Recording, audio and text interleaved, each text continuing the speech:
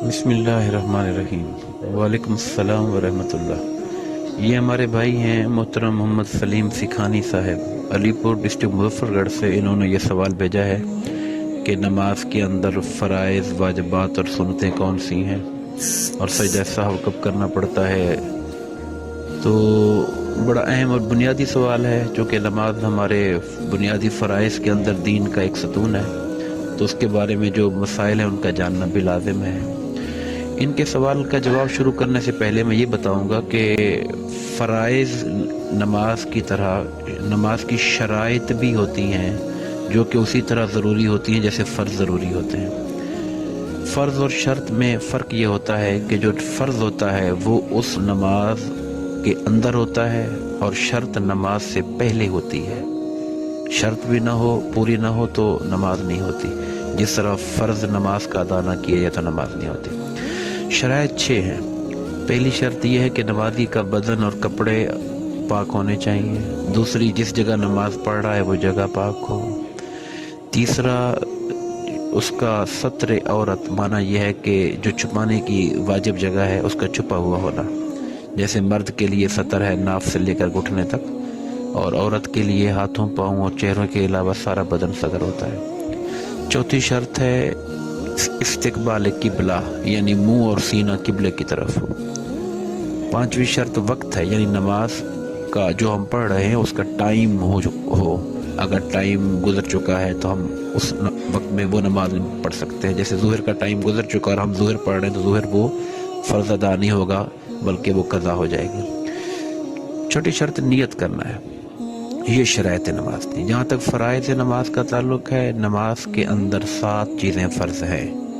Number 1، تکبیر تحریمہ، یعنی اللہ اکبر کہہ کے نماز شروع کرنا۔ دوسری، فرض قیام ہے، یعنی سیدھا کھڑے ہو کر نماز پڑھنا۔ فرض، وتر، واجب اور سنت نماز میں قیام فرض ہے۔ بغیر کسی عذر کے اگر یہ نمازیں بیٹھ کر پڑھے گا تو ادا نہیں ہوگی۔ تاہم نفل نماز میں قیام فرض نہیں ہے۔ تیسری جو فرض ہے نماز کے اندر وہ قرات ہے، تلاوت، یعنی کم سے کم 1 آیت پڑھنا۔ فرض کی پہلی 2 رکعتوں میں، اور سنت، وتر اور نوافل کی ہر رکعت میں فرض ہے، جبکہ مقتدی کسی نماز میں قرات نہیں کرے گا۔ امام، اگر وہ امام کے پیچھے ہے تو وہ قرات نہیں کرے گا، پھر صرف امام پر فرض ہوگی۔ اکیلا پڑھ رہا ہے تو وہ بھی جس طرح ہم نے بتایا کہ ہر رکعت کے اندر تلاوت کرے گا، فرض ہے۔ چوتھی جو فرض ہے نماز کا وہ رکوع کرنا ہے، 5واں سجدہ کرنا ہے۔ تسبیحات پڑھنا یہ فرائض میں شامل نہیں ہے۔ چھٹا قاد اخیرہ ہے، یعنی نماز پوری کر کے آخر میں بیٹھنا، اور 7واں ہے دونوں طرف سلام پھیرنا۔ ان فرضوں میں سے کوئی ایک بھی رہ جائے تو نماز نہیں ہوتی، اگرچہ سجدہ سہو بھی کیا جائے، کیونکہ یہ فرض ہیں، ان کے رہنے سے نماز ختم ہو جاتی ہے۔ نماز کے جہاں تک واجبات کا تعلق ہے تو وہ 14 ہیں۔ نمبر 1، فرض نمازوں کی پہلی 2 رکعتوں میں قرات کرنا، یعنی تنہا نماز پڑھنے والے یا باجماعت نماز میں امام کے لیے۔ نمبر 2، واجبات میں فرض نماز کی تیسری یا چوتھی رکعتوں کے علاوہ تمام نمازوں کی ہر رکعت میں سورہ فاتحہ پڑھنا۔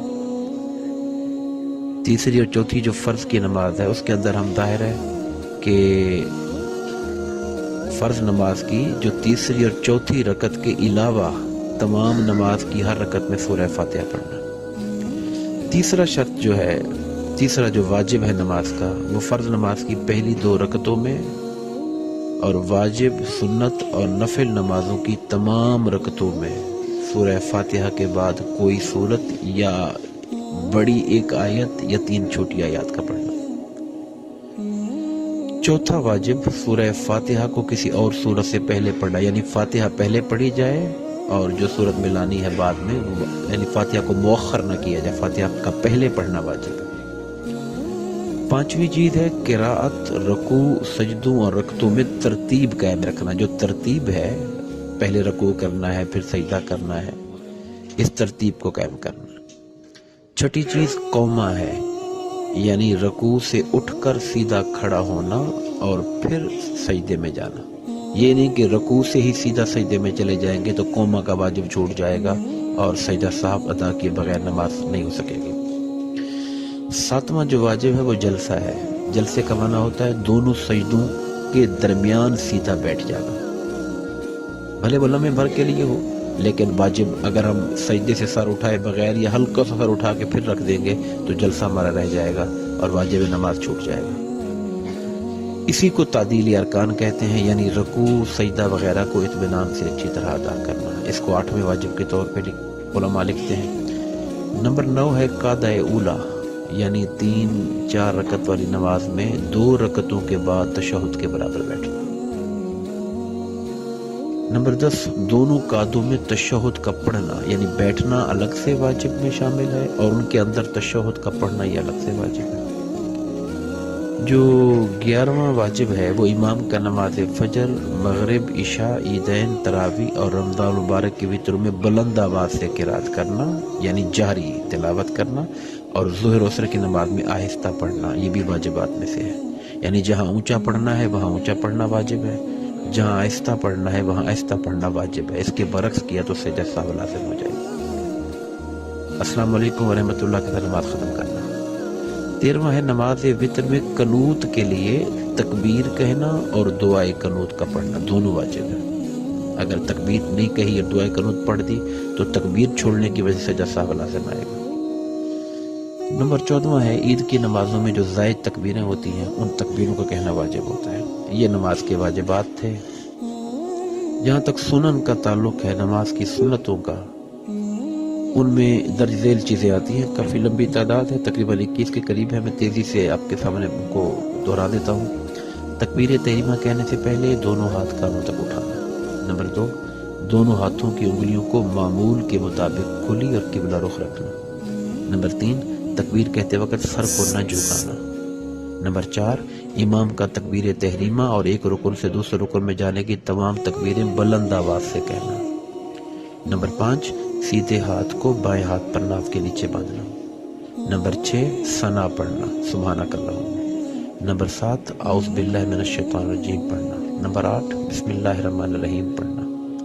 نمبر 9 فرض نماز کی تیسری اور چوتھی رکعت میں صرف سورہ فاتحہ پڑھنا۔ نمبر 10 آمین کہنا۔ نمبر 11 ثنا، یعنی سبحانک اللہ، اعوذ باللہ، بسم اللہ، آمین سب کو آہستہ پڑھنا۔ نمبر 12 سنت کے مطابق قرات کرنا، یعنی نماز میں جس قدر قرآن مجید پڑھنا سنت سے ثابت ہے اتنا پڑھنا۔ نمبر 13 رکوع اور سجدے میں 3 بار تسبیح پڑھنا۔ نمبر 14 رکوع میں سر اور پیٹھ کو ایک سیدھ میں برابر رکھنا اور دونوں ہاتھوں کی کھلی انگلیوں سے گھٹنوں کو پکڑ لینا۔ 15ویں سنت قوما میں امام کا سمع اللہ لمن حمدہ اور مقتدی کا ربنا لک الحمد کہنا، اور جو اکیلا نماز پڑھ رہا ہے اس کا دونوں چیزوں کو کہنا۔ 16ویں جو سنت ہے نماز میں، وہ سجدے میں جاتے وقت پہلے دونوں گھٹنے، پھر دونوں ہاتھ، پھر ناک، پھر پیشانی رکھنا، اور اٹھتے وقت اس کے برعکس عمل کرنا، یعنی پہلے پیشانی، پھر ناک، پھر ہاتھ، اور اس کے بعد گھٹنے اٹھانا۔ 17ویں سنت جلسہ اور قعدہ میں بایاں پاؤں بچھا کر اس پر بیٹھنا اور سیدھے پاؤں کو اس طرح کھڑا رکھنا کہ اس کی انگلیوں کے سرے قبلہ رخ ہوں اور دونوں ہاتھ رانوں پر۔